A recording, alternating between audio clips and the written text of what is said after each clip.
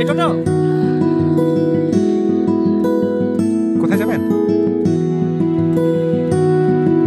থাক চলে যান।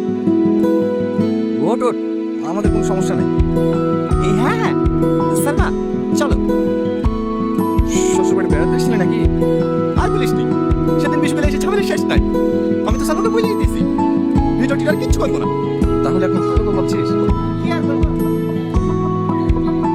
যাক ভালো ভালো, জীবন আর অনেক বড় হোক, আমরা এটাই চাই। এই রুল, চাচাকে মিষ্টি দে।